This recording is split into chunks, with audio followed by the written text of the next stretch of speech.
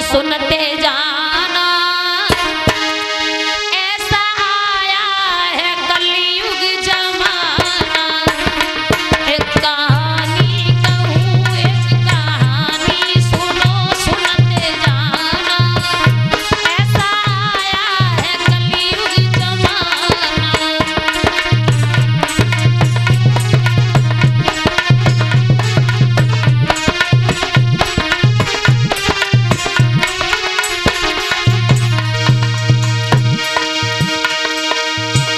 देश भारत में पहली कमी है सास बहुओं में बनती नहीं है।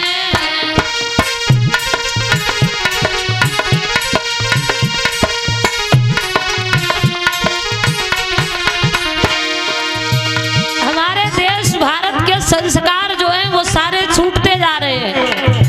गाय बैल की कोई पूजा नहीं करता भैया। जहाँ गाय पालनी चाहिए, गाय हर घर में हर हिंदू के दरवाजे पर गाय होनी चाहिए, लेकिन गाय की जगह लोग कुत्ता और कुतिया पाल रहे हैं। और वो भी एसी में रखे जा रहे हैं। कुत्ता और कुतियों को पालते एसी में रखते हैं। मैं मानती हूँ कुत्ता घर की रखवाली करता है, लेकिन गाय तो जीवन की रखवाली करती है, उस गाय को नहीं पालती। देश भारत में पहली कमी है सास बहुओं में बनती नहीं है। घर घर की कलह सास बहू बने बहू सास बने सुनते जाना ऐसा आया है कलयुग जमाना। एक कहानी कहूँ एक कहानी सुनो सुनते जाना ऐसा आया है कलयुग जमाना।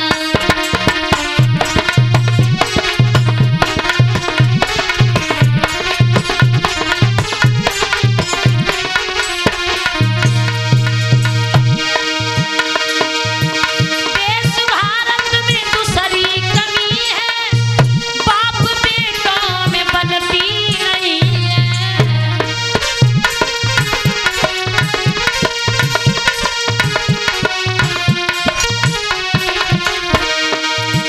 देश भारत में दूसरी कमी है बाप बेटों में बनती नहीं है। और बाप बेटा बने बेटा बाप बने सुनते जाना ऐसा आया है कलयुग जमाना। एक कहानी सुनो एक कहानी कहूँ सुनते जाना ऐसा आया है कलयुग जमाना।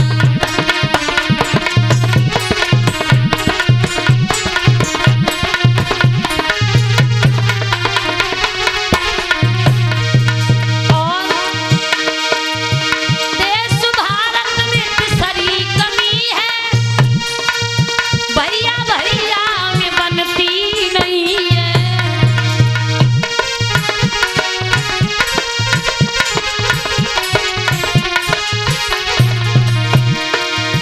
देश भारत में तीसरी कमी है भैया भैया में बनती नहीं है। क्योंकि भैया दुश्मन बने दुश्मन भैया बने सुनते जाना ऐसा आया है कलयुग जमाना।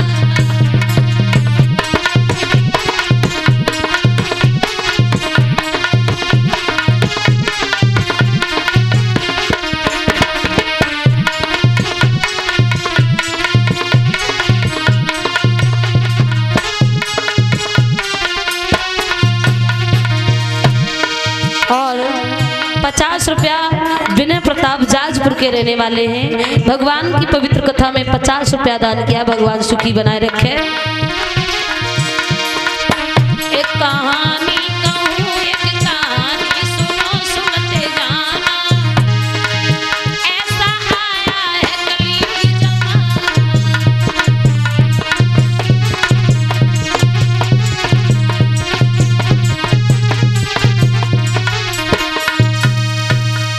ये कलयुग का जमाना जो आया है आपस में प्रेम नहीं है लोगों में।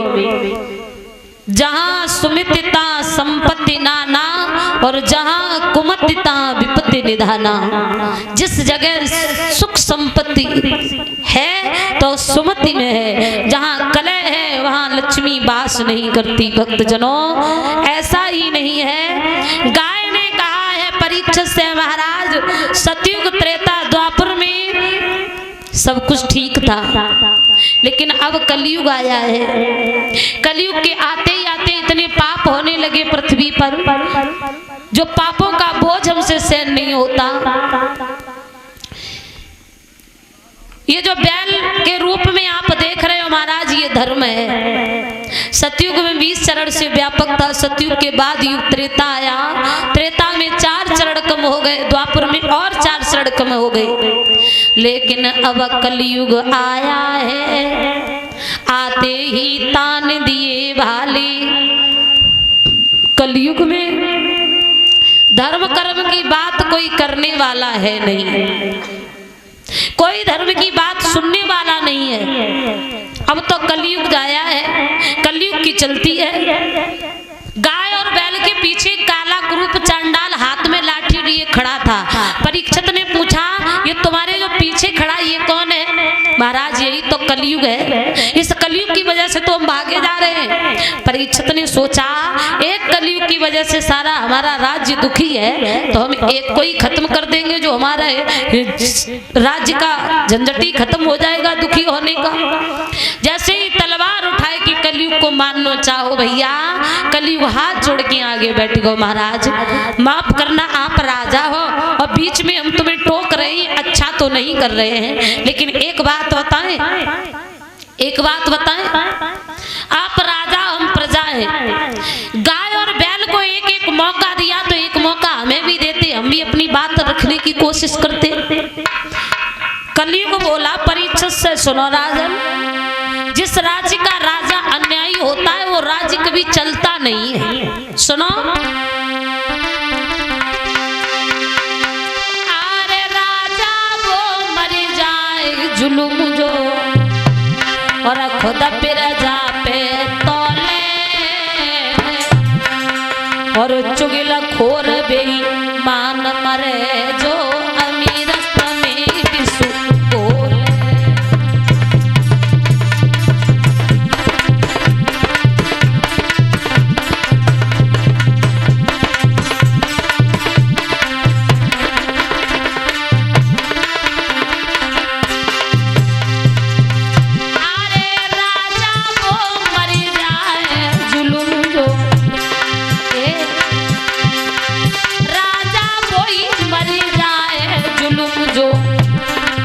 खुद प्रजा पे तौले,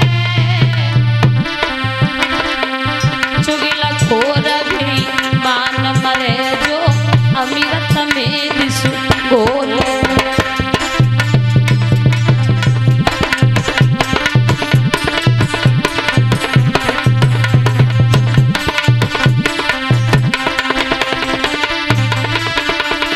और सुनो, जरा हमारी ओर ध्यान देकर, छोड़ो बैठने दो। उस राज्य का राजा, जो राजा अन्यायी हो वो राज्य चलता नहीं है। और जहाँ चुगल आपस में प्रेम होता है, वहाँ चुगली करके जो विष घोलने का काम करता है। अरे राजा वही मर जाए जुलुम, खुद प्रजा पे तौले, चुगल खोर बेईमान मरे जो अमीरत में विसु बोले। चुगल खोर बेईमान मरे।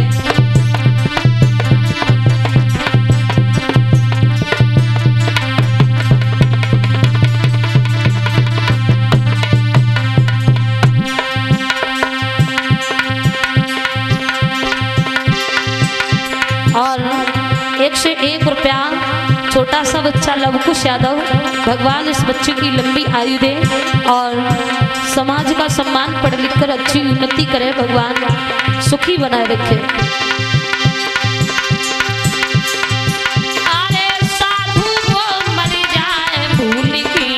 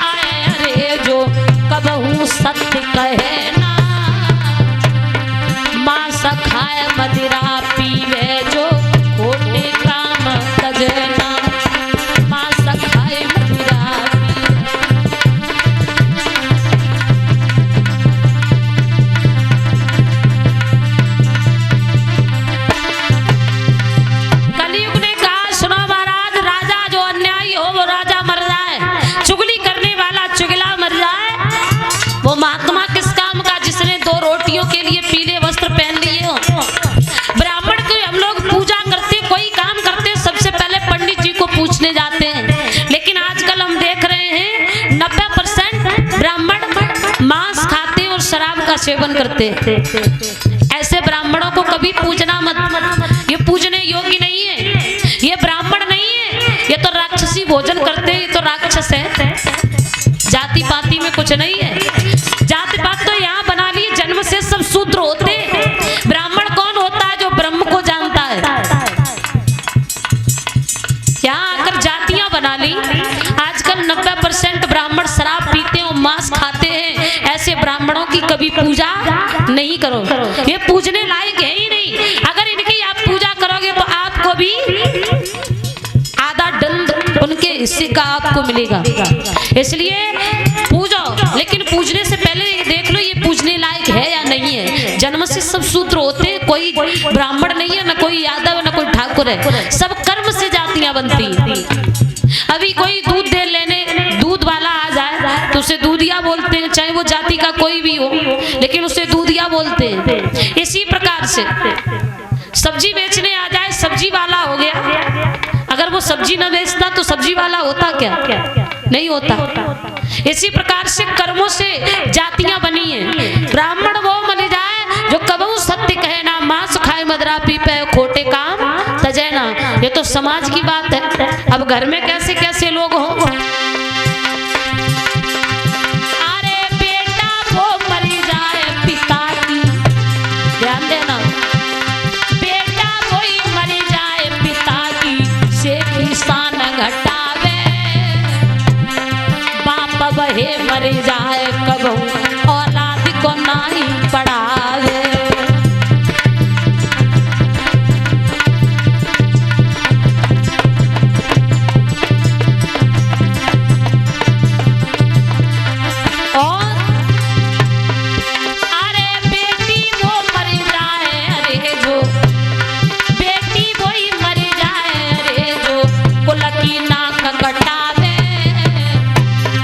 और पत्नी वो मर जाए, अरे परपति से नेह लगावे।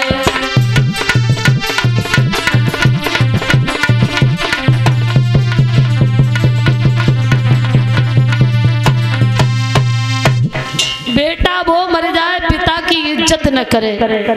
आज के युग में जो बच्चों को उच्च शिक्षा न दिलाए वो बाप कहलाने का हकदार नहीं है। बेटी वो मर जाए जो कुल की नाक कटावे, और पत्नी वो मर जाए जो परपति से नेह लगावे। ऐसे लोग अगर समाज में न रहे तो समाज दूषित नहीं होगा।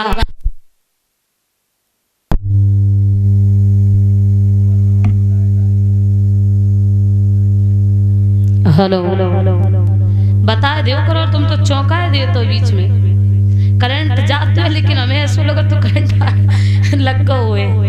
बताए कि बंद करो भैया। श्रोताओ, सूत जी महाराज सौनिकादिक ऋषियों से कहते हैं, ऋषियों इस प्रकार से कलयुग ने कहा महाराज आप राजा हो, तुम्हारे लिए गाय और बैल जैसी प्रजा है, वैसे ही हम भी आपके लिए प्रजा हैं। अगर तुम्हें कष्ट न हो तो मेरे अंदर एक बहुत सुंदर गुण है, तुम कहो तो हम बता दें। परीक्षित सोचने लगे जाने कौन सो ऐसो गुण है जा पे इतनो घमंड है। बोले अच्छा बताओ तुम्हारे अंदर कौन सा गुण है? तो बोले सुनो, सतयुग त्रेता द्वापर में हजारों वर्ष तक लोग तपस्या करते थे, और उसमें भी मनसा पाप लग जाता था। अगर मन में किसी के लिए बुरा सोच लिया तो वो भी पाप लग जाता था। हमारे राज्य में तपस्या करने की कोई जरूरत नहीं है। फिर तो बोले सुनो, हमारे राज्य में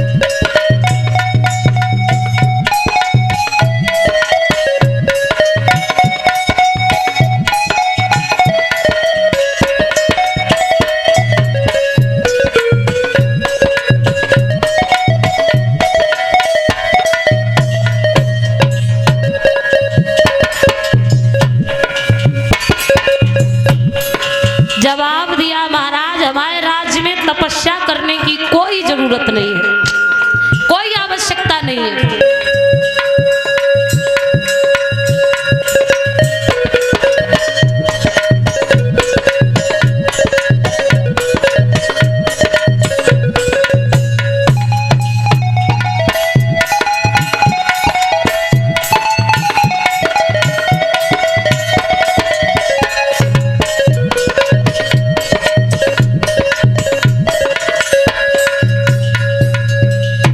कलियुग केवल नाम धारा, सुमिर सुमिर नर उतरहि पारा।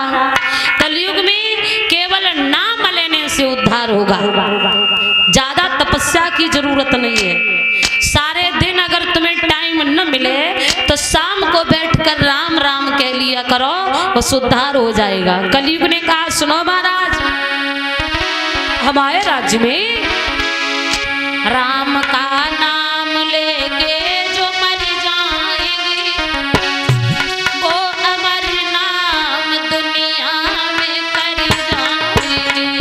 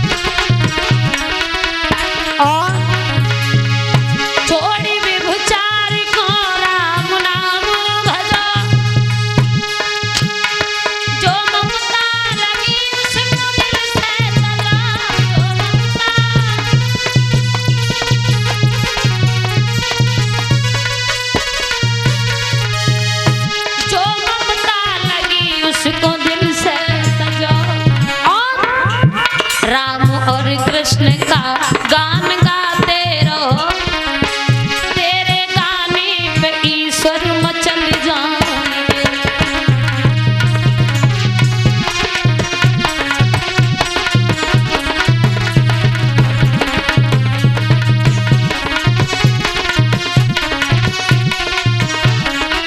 इसलिए कलयुग में श्री राम श्री राम श्री राम कहिए, श्री राम श्री राम श्री राम कहिए। जय विधि राखे राम ताई विधि रहिए, जय विधि राखे राम ताई विधि रहिए।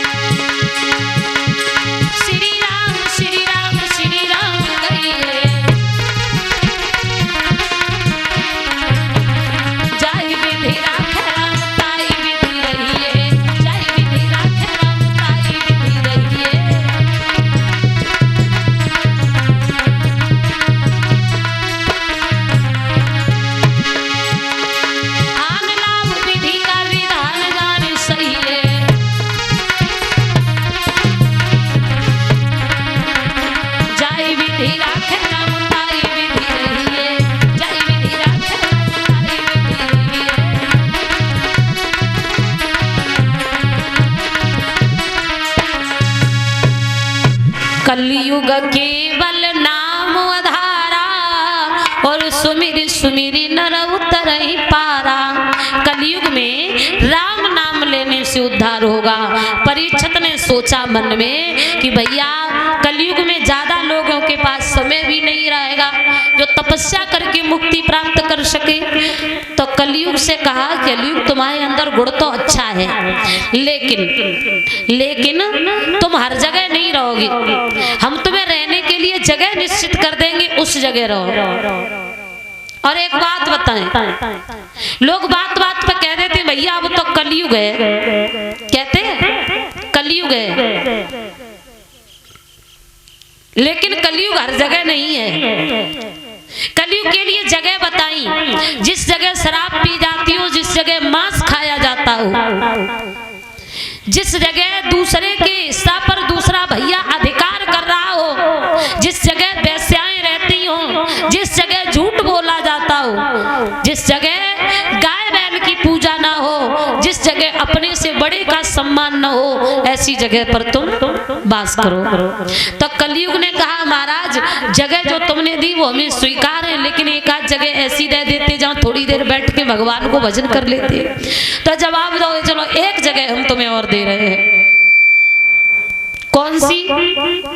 बोले एक जगह हम तुम्हें वो दे रहे हैं, यानी कि जिस जगह माँ बाप और गुरु का सम्मान न हो उस जगह तुम निवास करो। और एक जगह वो दी कि जाओ तुम बेईमानी के चुराए हुए धन में, बेईमानी के कमाए हुए सोने में भी तुम वास करो। अब परीक्षित के सिर पे जो मुकुट था वो मुकुट बेईमानी का, चोरी का था। तो कलयुग ने छोटा सा रूप बनाया, परीक्षित के सिर पे कलयुग सवार हो गया। बोल गोविंद भगवान की। परीक्षित महाराज के सिर पे कलयुग सवार हो गया। लोग ये कहते हैं आजकल कलयुग है, कलयुग है, लेकिन कलयुग हर जगह नहीं है। सुबह 4 बजे अगर उठोगे तो आप सतयुग में उठ जाओगे। लोगों का समय उठने बैठने खाने पीने का कोई समय नहीं है। कोई तक रात के 11 बजे भोजन करे आके और सुबह को 10 बजे सोकर उठे, तो कलयुग तो है ही इसमें। लेकिन हाँ, जो लोग सुबह 4 बजे उठते हैं, ब्रह्म मुहूर्त में जो उठते हैं, और न मानो तो एक दिन उठकर देख लेना, अगर आप 4 बजे उठोगे तो पूरे दिन माइंड का संतुलन जो है वो अच्छा रहेगा। अगर वही तुम 8 बजे उठोगे, सूर्य निकलने के बाद आप उठोगे, तो शरीर एक अस्वस्थ सा मालूम पड़ेगा। और सुबह उठकर पृथ्वी माँ के पैर छूना, हस्तरेखाओं को देखना, ये बहुत अनिवार्य है। कथा पांडाल में इतने बड़े बुजुर्ग बैठे हैं, माताएं बैठी हैं, सुबह उठकर कौन कौन पृथ्वी माँ के पैर छूता है? हाथ उठाओ।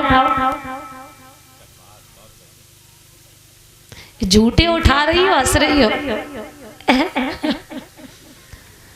बिल्कुल अच्छा, बहुत अच्छा, कम से कम मालूम पड़ा। हाँ, आप लोग मानते हो। सुबह उठकर पृथ्वी माँ के पैर छूने चाहिए, फिर अपने हाथों को देखना चाहिए। कराग्रवस्ते, कराग्रवस्ते, कर आग्र, कर माने हाथ, आग्र माने अगले भाग में। कराग्रवस्ते लक्ष्मी, हाथ के अगले भाग में लक्ष्मी का वास होता है।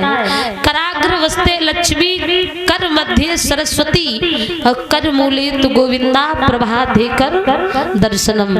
इन हाथों को देखकर पृथ्वी माँ के पैर छूकर दिन की शुरुआत करो तो पूरा दिन अच्छा निकलेगा। हैं? परीक्षित के सिर पे जो सोने का मुकुट था, कलयुग उस सोने के मुकुट में प्रवेश कर गया। परीक्षित शिकार खेलने गए थे, इनकी बुद्धि जो है वो बिगड़ने लगी। जो सत्य होता था उसका ठीक विपरीत सोचने लगे, क्योंकि कलयुग सवार है, सोने में कलयुग वास करता है। चुराए हुए सोने में कलयुग का वास होता है।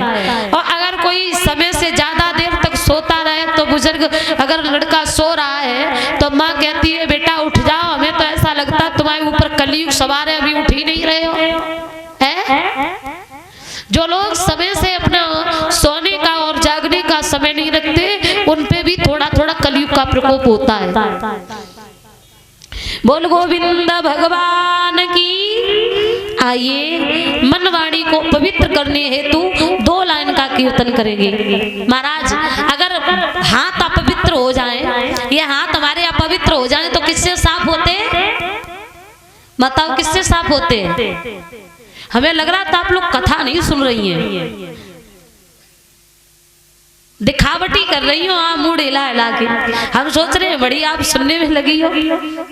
वही हिसाब तो नहीं है। मन मैले तनूज रे बगला भक्त अनेक, और तासे तो कागा बोलो सो भीतर बाहर एक।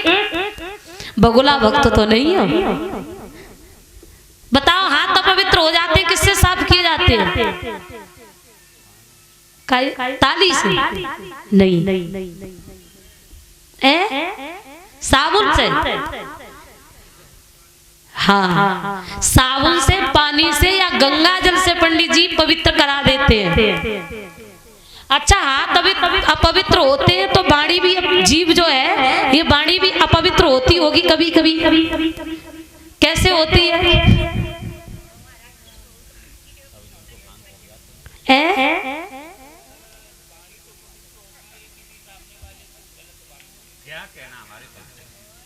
बिल्कुल धन्यवाद। किसी को गाली दे दी, किसी को बुरा कह दिया तो ये वाणी अपवित्र हो जाती है।